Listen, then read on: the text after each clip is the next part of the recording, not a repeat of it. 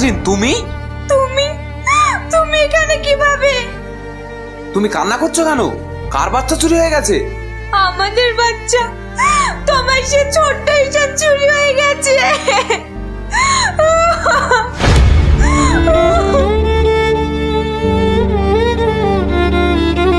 আমি তাহলে আমার বাচ্চাকে কিডন্যাপ করলাম? ভুল করেছি, আমি বিরাট বড় ভুল করেছি। আমি আমার সন্তানকে কিডন্যাপ করলাম।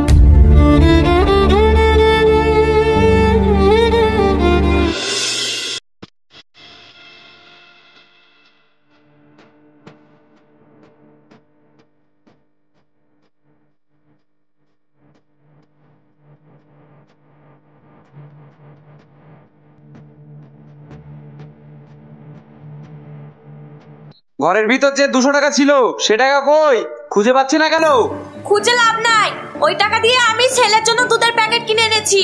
দুধের প্যাকেট কিনে এনেছি মানে? তোকে কে বললো ওই টাকা দিয়ে দুধের প্যাকেট কিনে আনতে? কেবল ব্যাপার, তোমাকে বলে তো কোনো কাজ হয় না, তাই আমি নিজে ওই টাকা দিয়ে ছেলের জন্য খাবার কিনে নিয়েছি। তোর কত বড় সাহস? তুই আমার মদ খাওয়া টাকা দিয়ে ছেলের জন্য দুধের প্যাকেট কিনেছি? বাঁচতে যদি চাস তুই এখনই যেখান থেকে হোক টাকা নিয়ে আয়, নাহলে আজ তোকেও শেষ করবো, তোর ছেলেকেও শেষ করবো। আমি মেয়ে মানুষ, আমি টাকা কোথায় পাবো? আর তাছাড়া আমি লোকের সঙ্গে টাকা এনে তোমাকে মদ খেতে দেবো, এটা আমি কোনোদিনও করতে পারবো না। কি রে, তুই আমার মুখে মুখে তর্ক করিস? এত সাহস কোথায় পেলি তুই? নতুন নাগর জোগাড় করেছিস? ছি আল্লাহ, এ কথা শোনার আগে আমার মরণ কেন হলো না? সংসারের চিন্তায়, আমার বাচ্চার চিন্তায় দিন দিন পাগল হয়ে যাচ্ছি। আর তুমি কি বলছো এসব আবল তাবল? কি রে, তোর কানে দুল আসলো কোথায় থেকে? আগে তো কোনোদিন দেখিনি। কি ভালোবাসার বন্ধু দিয়েছে নাকি? ছাড়ো, এই দুলের দিকে তুমি নজর দিও না। এই দুল আমার মার শেষ স্মৃতি। মা মারা যাওয়ার আগে এগুলো আমাকে দিয়ে গিয়েছে। বাবা বা, এইগুলোতে আজকে দিনটা আমার চলে যাবে। এইগুলো তুই আমাকে দিয়ে দে। বললাম না এ দুলে নজর দিও না। মা মারা যাওয়ার আগে এগুলো আমাকে দিয়ে গিয়েছে। এগুলো আমি কিছুতেই হারাবো না। আহা, কেন বুঝছিস না? মরা মানুষের স্মৃতি রেখে লাভ নেই। যত দেখবি তত মনে পড়বে। দে দে, দিয়ে দে।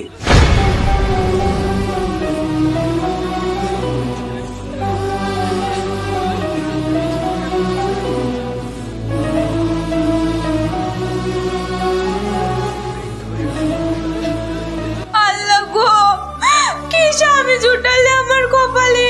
কোনো কাজ কাম নাই, সারাদিন মদ খাই, জুয়া খেলে আর চুরি ছিনতাই করে।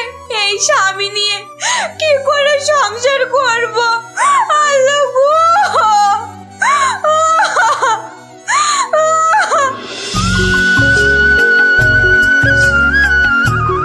কিরে রাকেশ, কিছু জোগাড় হলো? হ্যাঁ হ্যাঁ, সব জোগাড় হয়েছে।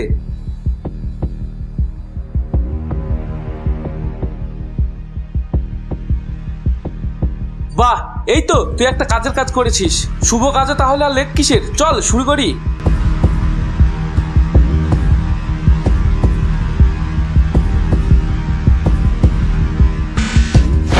ওইটা শাইন শাইন, লুকা লুকা। এই যে মানিক জোর, তোমাদের তো দেখাই পাওয়া যায় না, বলি তোমরা কি বেঁচে আছো? শাইন ভাই, আমি তোমার কাছেই যাচ্ছিলাম ওই টাকাগুলো সব দেবো বলে। কালকে বিকালে দেখা করবো। হ্যাঁ ভাই। আরে থাম থাম, পালাচ্ছিস কোথায়? আগের পাওনা টাকা মিটা, তারপরে কোনো কথা। বহুত হয়েছে তোদের চিটারি, আর তোদের কোনো কথা শুনছি না। এখনই টাকা দে, নাহলে তোদের খবর করে দেবো। ভাই ভাই, দিচ্ছি দিচ্ছি। এই রাকেশ, দিয়ে দে না ওইগুলো। এই না ভাই, এগুলো মোটামুটি 5,000 টাকা হবে, আর বাকি কাল কাল মিটিয়ে দেবো।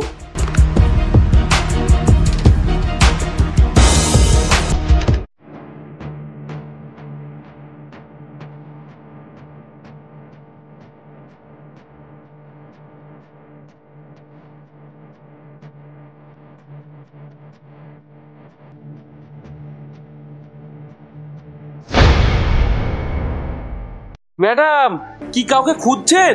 কিছু দরকার? তোমরা কারা? না না, আমার কিছু দরকার নেই। কিন্তু আমাদের যে দরকার। এ কি করছো তোমরা? ব্যাগ কেন নিচ্ছ? এমন কেন করছো? এই যে ম্যাডাম, একটু চুপ করে থাকেন তো। শান্তি করে চিন্তাটাও করতে দেয় না। তোমরা কি অমানুষ? একা পাল্টা একটা মেয়েকে পেয়ে সবকিছু কেড়ে নিচ্ছ। তোমাদের ঘরে মা বোন নেই? আসলে ম্যাডাম আপনি ঠিকই বলছেন, আমরা নিজেকে ভালো মানুষ দাবি করলেও গ্রামের সবাই আমাদেরকে অমানুষ বলে।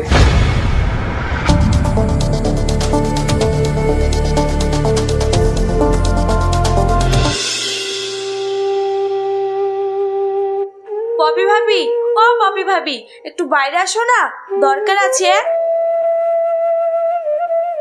ভাবি, ও ভাবি, একটু বাইরে আসো না, আমি ভীষণ বিপদে পড়েছি। আরে নাসরিন ভাবি, আজ হঠাৎ আমার বাড়িতে মাইন্ড কি চেঞ্জ হয়ে গেল নাকি? তা সুখবরটা আমাকে গোপন ভাবে দিলেই তো হতো। বাড়িতে এসে চিৎকার করলে তো পপি সব ভুলে যাবে।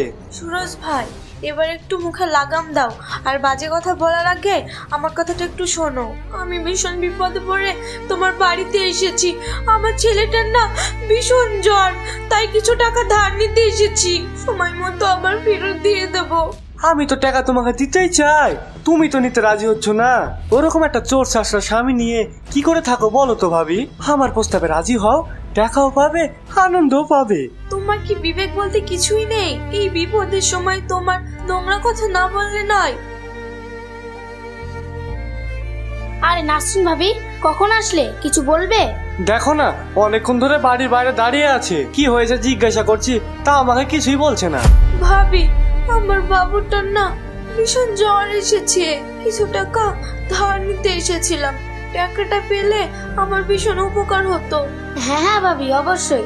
তুমি তোমার ছোট বোনের মতো, বিপদের দিনে একটু তো সাহায্য করতেই পারি, তাই না?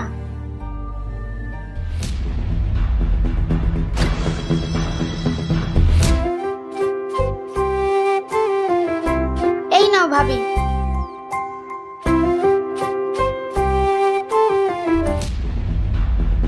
আরো টাকা লাগলে বলো ভাবি, আমার দোয়ার তোমার জন্য সব সময় খোলা।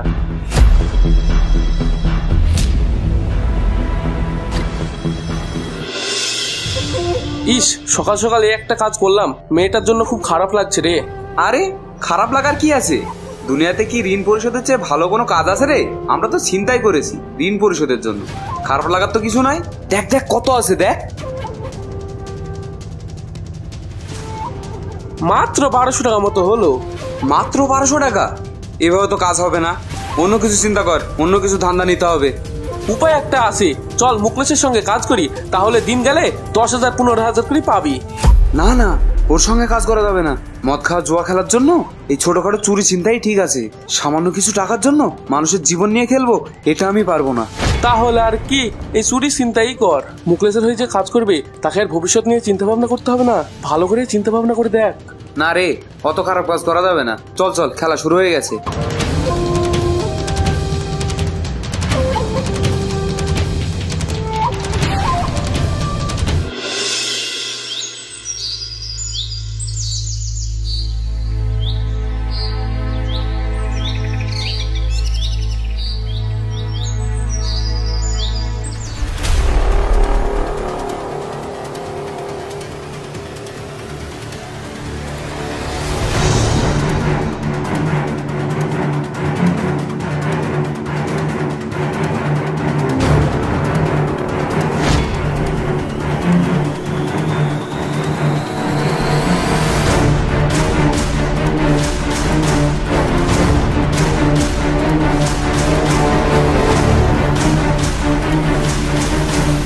আমি এবার ধারে খেলবো, টাকা কাল মিটিয়ে দেবো। জুয়া খেলায় কোনো ধার চলে না, শালা ফকির কোথাকার। চল এখান থেকে, পকেটে নয় ফুটা করে, আর এখানে এসে জুয়া খেলতে।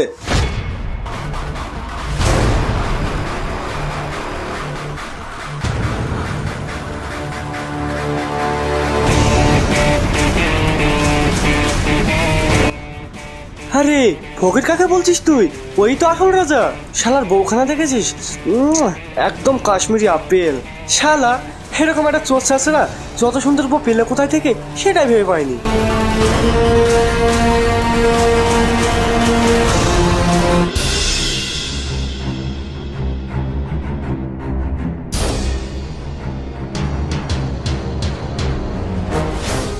আমি জানি তোমাকে আমি মানুষের মতো মানুষ করতে পারবো না, তুমি এমন একটা পরিচয় বড় হবা, সবাই তোমার দিকে তাকিয়ে বলবে ওই দেখ ছিনতাইকারীর ছেলে যাচ্ছে, জুয়া করে ছেলে যাচ্ছে। আর আমি মা হিসেবে কিছুই করতে পারবো না। আমাকে তুমি মাফ করে দিও আব্বু, আমি তো আর পারলাম না। কিন্তু তুমি কথা দাও, তুমি বড় হয়ে তোমার আব্বার সব দোষ তুমি আড়াল করে নেবে। যখন আমি আর তোমার আব্বা রাস্তা দিয়ে যাব, তখন যেন সবাই বলে ওই দেখো ভালো মানুষের আব্বা মা যাচ্ছে, সৎ মানুষের আব্বা মা যাচ্ছে। বলো তুমি পারবে না?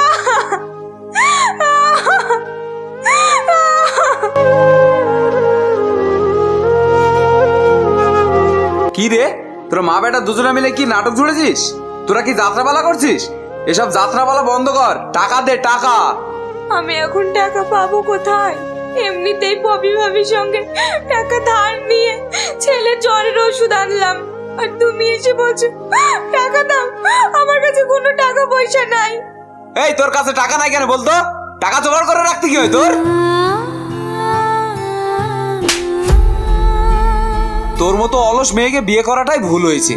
এখন দেখছি মুখলেসের সঙ্গে কাজ না করা ছাড়া আমার আর কোনো উপায় নাই। তুই থাক তোর সংসার নিয়ে।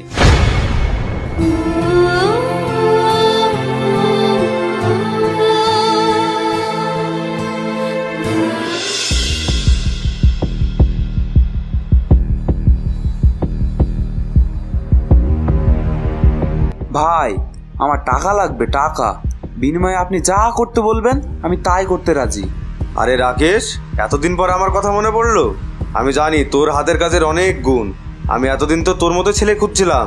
তুই আসতে এত দেরি করলি কেন বাবা? তুই তুই এখানে? তোর না আমাদের টাকা দেওয়ার কথা আছে? সেই টাকার ব্যবস্থাই তো করতে এসছি শাহিন ভাই। ভাই, ও তো পুরো মাতাল, ও তো জুয়াখোর। ওকে কি এই কাজে সুযোগ দেওয়া ঠিক হবে? আরে এসব কাজে মাতাল ছেলে তো দরকার। কি বলিস রাকেশ?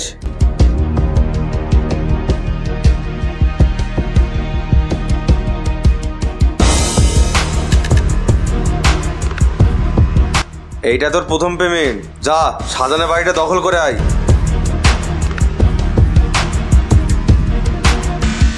তুই কি সেই মার্ডারের সুপারিটা সামলাতে পারবি, নাকি রাকেশকে দিয়ে দেবো? না না ভাইজান, আমি করে দেবো। আরে রাকেশ তো কালকের ছেলে, আর আমি তো তোমার ছোট ভাই। বুদ্ধি হওয়ার পর থেকে তোমারই কাজ দেখেছি। এই সুপারিটা আমিই সামলিয়ে নেব।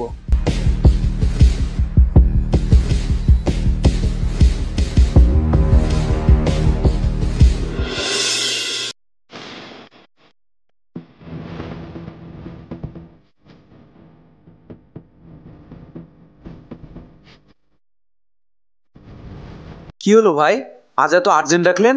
আমি তো বাড়ি দখল করে তালা লাগিয়ে দিয়েছি।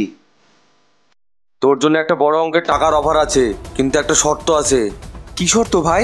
আমি টাকার জন্য সব শর্তে রাজি আছি।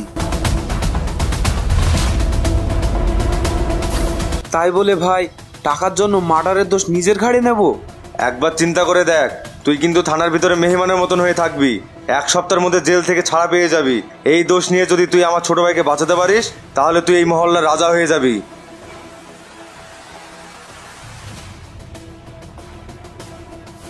আচ্ছা ভাই, আমি রাজি। 1 সপ্তাহের মধ্যে ছাড়া পেয়ে যাবো তো? আরে 1 সপ্তাহ লাগবে না। এই মুখলেস থাকতে তোর কিসের চিন্তা?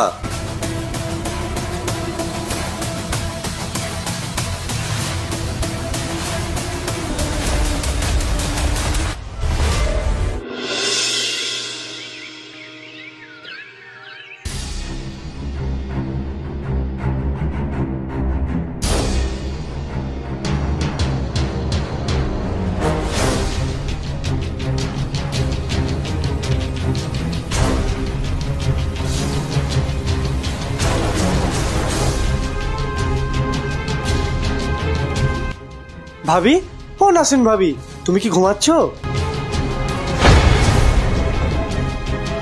তুমি তুমি আমার ঘরের মধ্যে কি করছো? কিছু না ভাবি, এমনি একটু তোমার খোঁজ খবর নিতে আসলাম। আজ 2 মাস হয়ে গেল, রাকেশের তো কোনো খবর পাওয়া গেল না। তাই ভাবলাম তোমার যদি কোনো কিছু দরকার হয়। আমার কোনো কিছু লাগবে না, তুমি বেরিয়ে যাও আমার ঘর থেকে। সত্যি ভাবি কিছু লাগবে না, লাগলে বলো কিন্তু। এই সুরজ তোমার জন্য এক পায়ে খাড়া। তুমি কি আমার বাড়ি থেকে যাবে নাকি পপি ভাবিকে ডাকবো?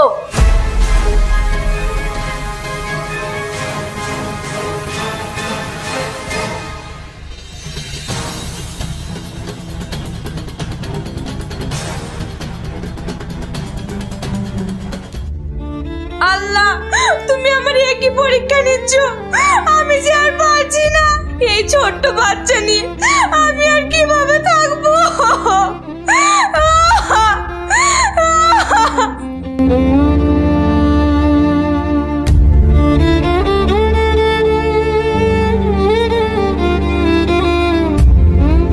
ভাই আজ আবার আকাশের বউ এসেছে। উফ, এই রোজ রোজ একই কাহিনী আর ভালো লাগে না। তাকে বলে দে রাকেশের খবর আমরা জানি না, আর কোনোদিন আমার বাড়িতে যেন না আসে।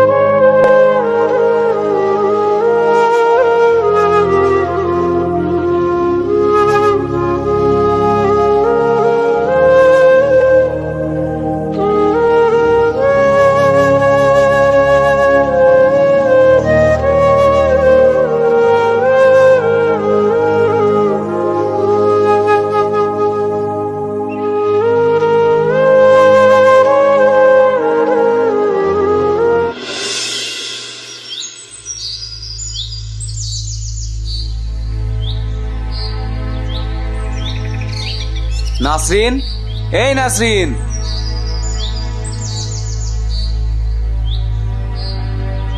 রাকেশ ভাই, তুমি এতদিন পর বাড়ি আসলে? এতদিন কোথায় ছিলে?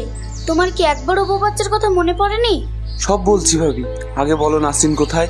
নাসরিন কোথায় আছে, বেঁচে আছে কিনা এ কথা কেউ জানে না, তার কোনো খবর নেই।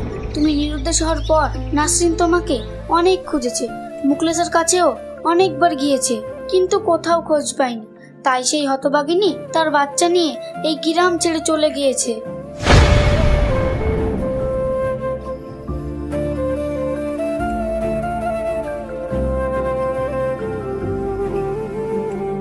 আরে রাকেশ, তুই ছাড়া পেয়ে গেছিস ভাই? এই কথাটা একবার আমাদের জানাবি না? আমরা তোকে ফুলের মালা নিয়ে বরণ করে নিয়ে আসতাম। ছি, তোমরা কি মানুষ? আমার সাথে কেন করলে তোমরা এমনটা? আরে রাকেশ, এসে এত মাথা গরম করলে হয় বল? তোকে এক সপ্তাহের মধ্যেই ছাড়াতাম, খালি ওসিটা চেঞ্জ হয়ে গেল, আর কিছু করতে পারলাম না। আর আমার বউকে কেন বলনি আমার কথা? তোর বউকে তো বলার জন্য লোক পাঠিয়েছিলাম তোর বাড়িতে, কিন্তু শুনলাম নাকি সে কোন ছেলের সাথে পালিয়ে গেছে। এখন তুই বল, যে মেয়ে তোর কথা একবারও না ভেবে অন্য ছেলের সাথে পালিয়ে যায়, তাকে আর তোর খবর দিয়ে কি লাভ হবে? এ আমি বিশ্বাস করি না, তোমরা সব মিথ্যা বলছো। মিথ্যা না রে ভাই, তুই এখন এক কাজ কর, ওই করিমপুর প্রাইমারি স্কুলে একটা বাচ্চা আছে, তাকে নিয়ে আয়, আজ ডেলিভারি আছে।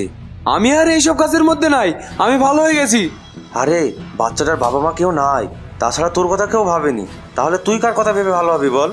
ডেলিভারি দিতে পারলে নগদ 30,000 টাকা পাবি, বাকি তোর ইচ্ছা। 30,000? যা যা, শাইনের সঙ্গে যা, ওরা তোকে বাচ্চাটাকে চিনিয়ে দেবে।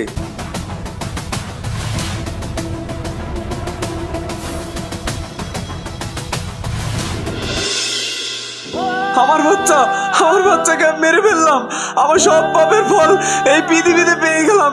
এই সাথে আমি আসছি বাবা মার।